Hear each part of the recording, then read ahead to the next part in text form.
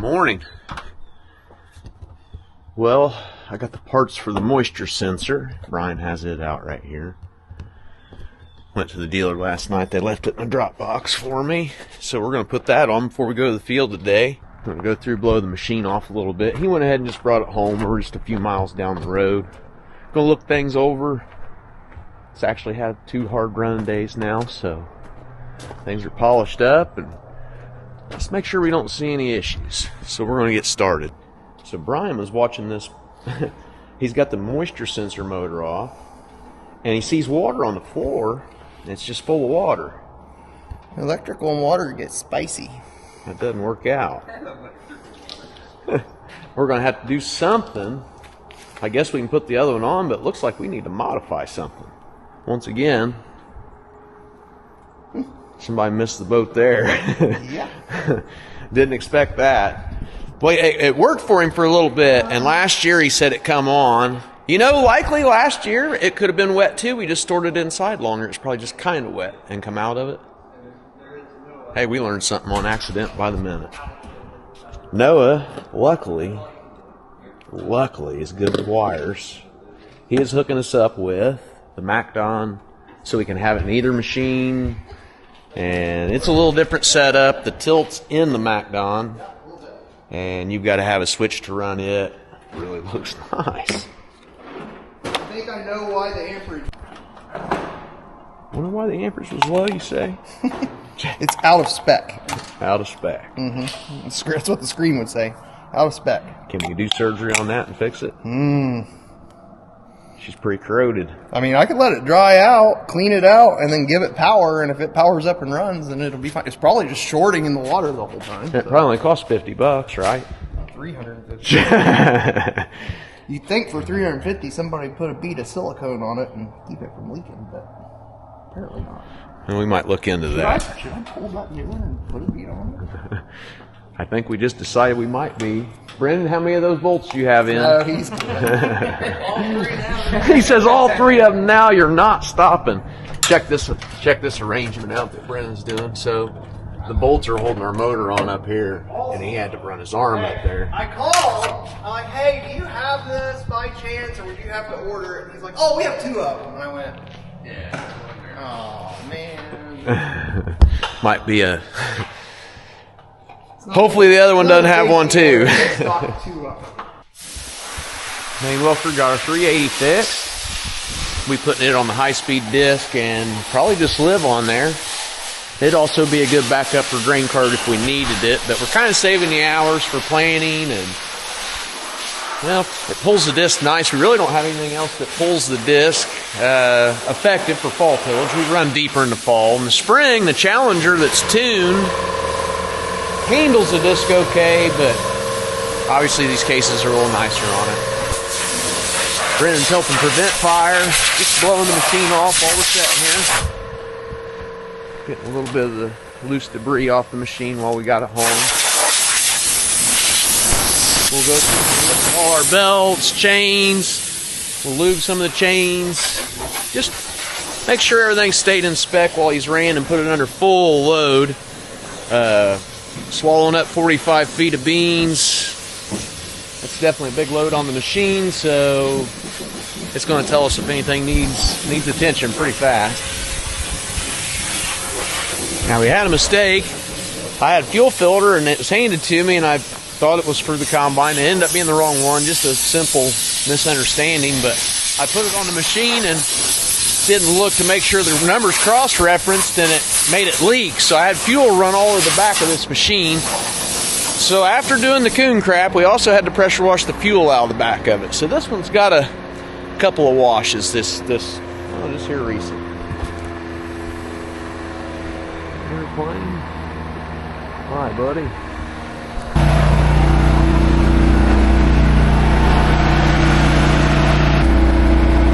Getting her filled up. Had an auto steer problem. Brian was looking, and he's tracked down. There's a wire not giving a reading, not getting a sensor proper reading. He's going to do something to fix that. He's got an idea. We're not auto steering. That just doesn't allow you to adjust the machine like you want. We've kind of want to get that fixed. He's working on that. We're gonna add a little hydraulic oil. I think we've seen me do that. Mean Green likes fuel. We like Mean Green. That's just what it is. Takes a little fuel to do the job, but Mean Green does the job right. So we'll burn a little fuel to do that.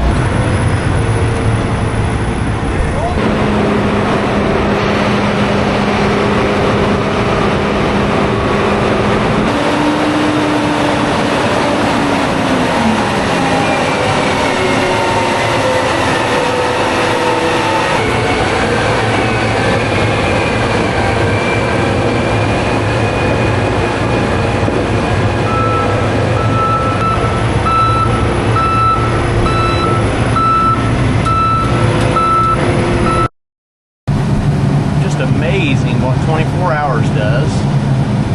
He pulled out of here last night. We were too wet. Today, moisture sensor apparently is working. Auto steer's working.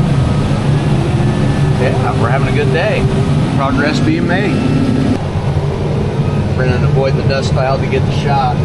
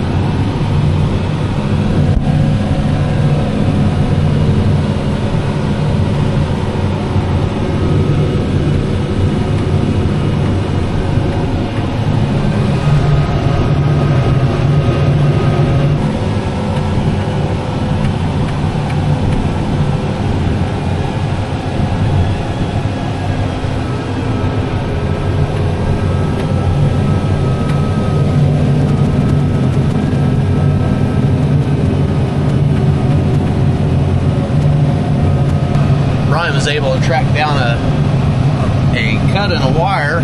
Mouse actually chewed through 2 wires, one of them dealing with the auto steer, and he worked on that this morning, so he's getting some progress there, figuring out where that was acting up. It's throwing a code similar to the code my sprayer throws, and I can just do a reset. We tried that and the reset didn't work. I told him, well, I'm out of my ideas, and since the reset doesn't work, I've got to call for help. So he ended up tracking that down. We're auto steering. Makes it nice. He's yesterday adjusting on the machine. We'd see areas we'd leave. It doesn't amount to a hill of beans, but it just looks bad. So he had a few skips while he was doing some of that. Wanted to take care of it. Auto steer will do that. Just makes life easier.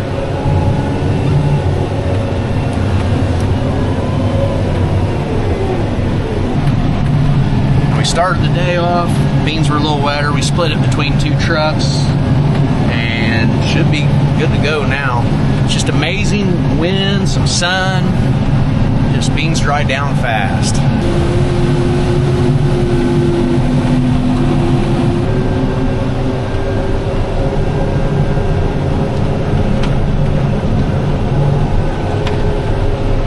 Case rides real nice across the field.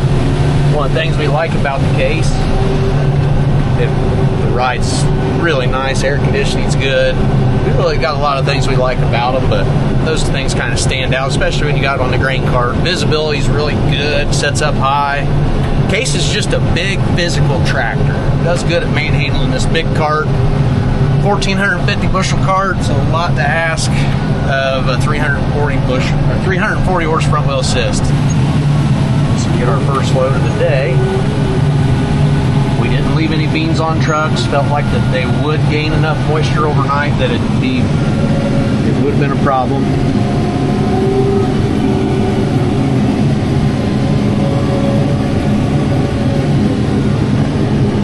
This just takes some time, patience. Easy to spill.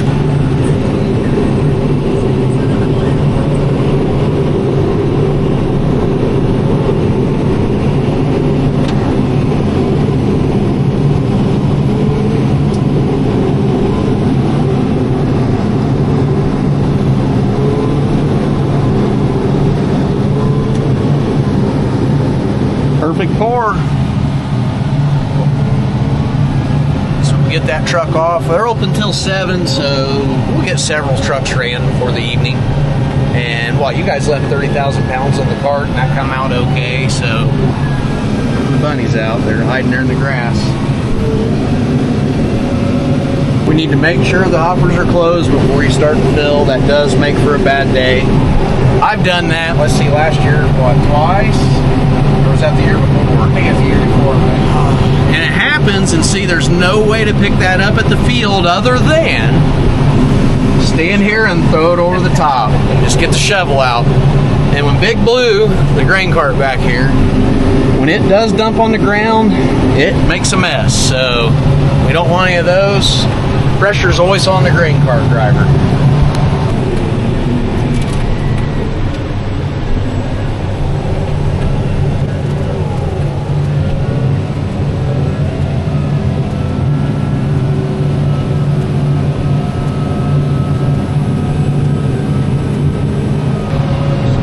So far, we've really been satisfied with the feeding of the John Deere head. We're shaping the ground really nice.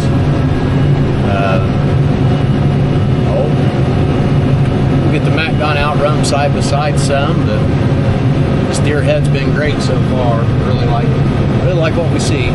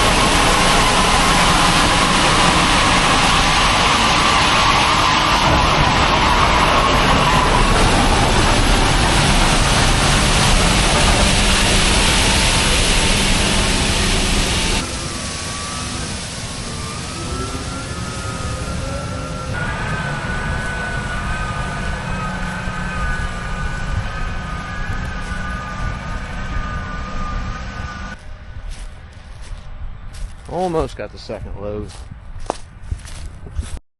Had a productive day. We've all been kind of leaving with the truck, the three of us, and while the combine's running. ADM closed, so we're going to just fill trucks tonight. We're actually in 24 hours. This is dried out enough. We can put it on trucks and keep it on trucks overnight and not worry about it. Yesterday, I wouldn't have put it on a truck and left it overnight. So it's just crazy what 24 hours has done for us. We've had a lot of progress, so we're real happy with the way things are going. So we started in the 80 over there. We've done an 80, a 60, a 27, and a 25. So, wow. What a great start. We'll take it. I'm going to fire this up for Noah. We're going to be able to work tomorrow. It's a weekend, but I don't think we're going to have enough beans to run all day, and the elevator's not going to, their hours are probably not going to be as long tomorrow. We'll still get a decent day in, but we're catching the beans pretty fast like this.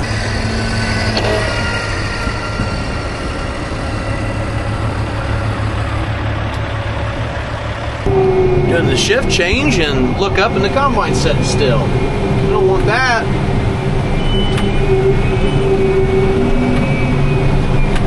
We got this field right here. We're going to finish it and then we're going to take the machine home. The next field tomorrow will actually be whatever. Let's do a calibration here, so I won't know much I don't. Okay, we're going to do a calibration. He was talking to me over the radio. Be able to do that. So what we do, calibrate the yield monitor. He's just checking it. We'll stop and we'll communicate, but I'll let him know what the weight is on the scales, and then he'll plug that into the monitor to make sure that we're on target for our yield. If you don't check that pretty regular, that can wander on you, so you're ahead to check it here and there, and right now with him stopped, perfect opportunity to do that. So we're gonna pull up here and check and get a weight and see how that goes.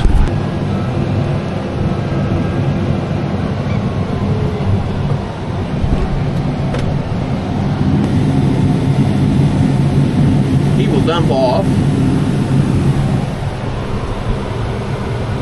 and we will let him know what this reads. He'll reach into his monitor and he'll compare weights. He'll add this weight in and just see how it compares. By doing that every little bit, your yield monitor stays calibrated. But in the end, when we yield report, we go into our scales and we get the weights. So we report how many pounds each field produces, and that gives us records for everything, crop insurance, you name it. But all that data is collected right here through the scales. So we don't dump on semis without running through the grain cart for that reason.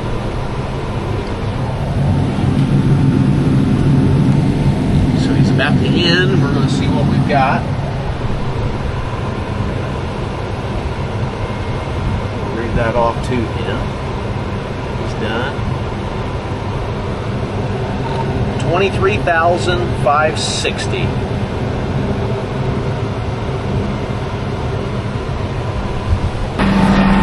Must be mealtime. Oh, hi, Mom. Hi. Perfect timing. Yeah. We're always hungry, right? Gaining. I told you to run. Yeah. Car's plugging down. Yeah, I better give Daddy some. This is beautiful. It's always good to see the meals show up. We'll get Brennen loaded up. I may have enough to fill him. If I don't, I do next dump on the run. He was the last man standing last night, so I'd like to get him out of here at a decent time. It's Friday night. We'll work on it, buddy. We about got you. I'm sitting here having mealtime. He's dusting us up. It's going to be hard to see later. When we get done here, we're probably going to stop. That's going to nearly fill our trucks. ADM opens at 7 a.m. So let's just leave plenty early. We're going to go ahead and get to loading this morning. Like I said, we couldn't load the trucks. It says behind a little bit. Normally we all leave, and while the beans are drying out, everybody's up hauling in the semis. Couldn't do that today. We'll be able to do that in the morning. So 24 hours and everything's drying up. Pretty cool.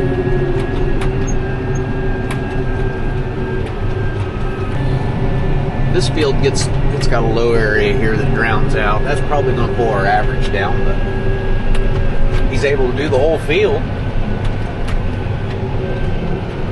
Likely some of the areas he left, other than the replants, he could probably run today. They were not quite ready. Needed a little more dry time. Now these beans, they dry too fast and you lose money.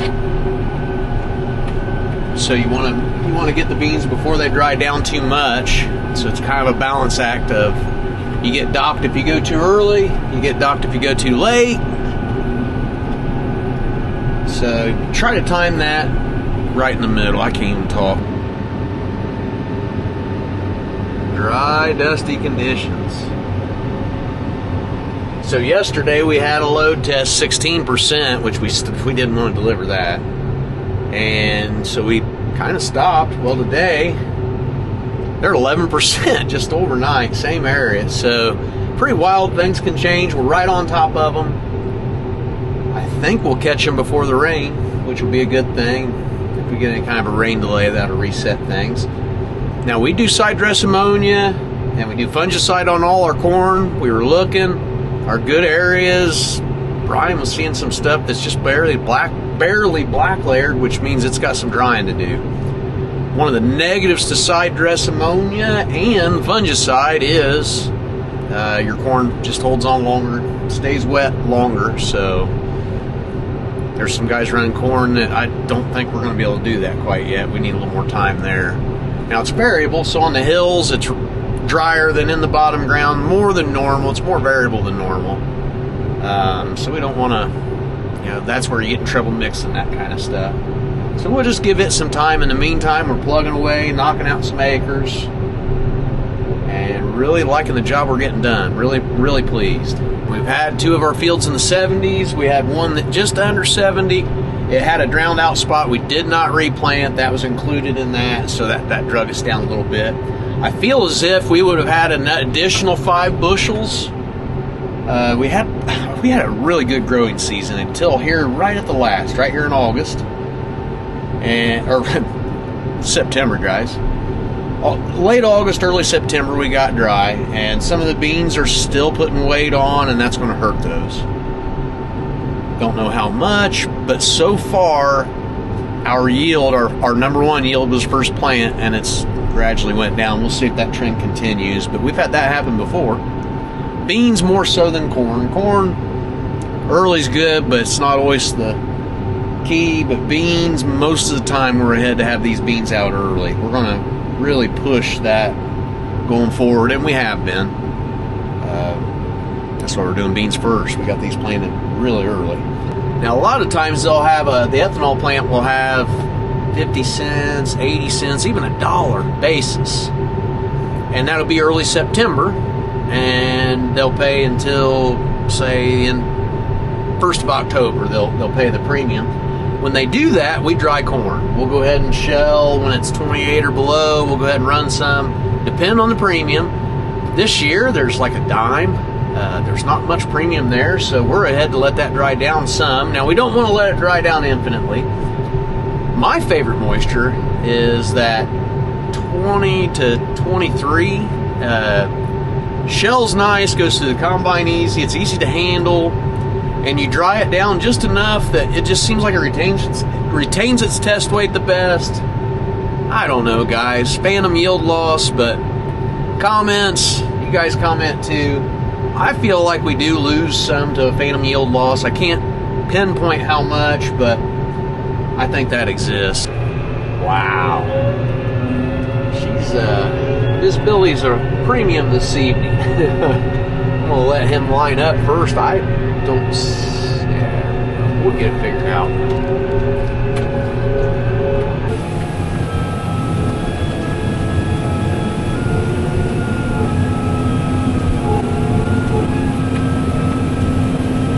Wow, it's dusty. You guys believe how dusty this is? I think there's a lot of water that stood in this field. Might be making this worse, but it just seems abnormal. It's pretty bad. Hopefully they're not all this way.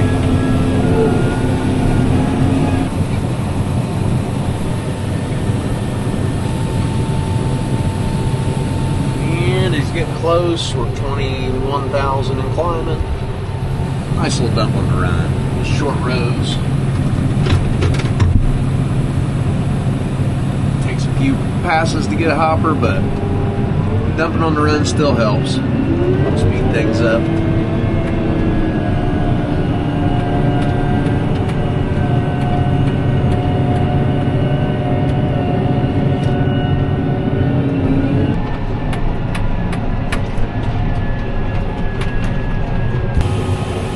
Last truck of the day. I think we'll even have it before dark. Next field's kind of close to the shop. You can see it from the shop, so that'll be nice in the morning to see if that runs. If it doesn't, at least we're close to home, right? Well, guys, it's been a long day. I don't know what this is going to look like, but we're finally harvesting, and I'm excited about it. I'm excited to show you guys what's going on. So stay tuned. We're going to have a lot of action. This is going to be a long harvest season. Well, appreciate the support. Thanks for watching. We're going to see you on the next one.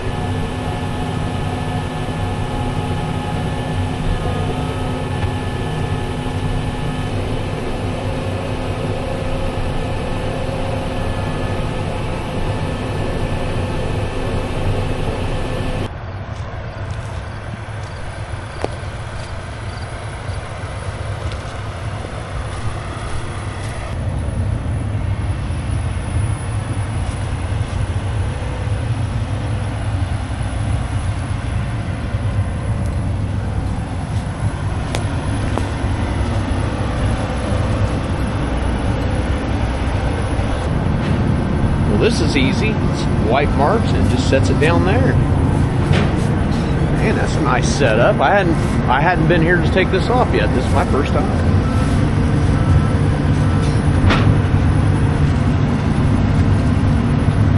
Impressive.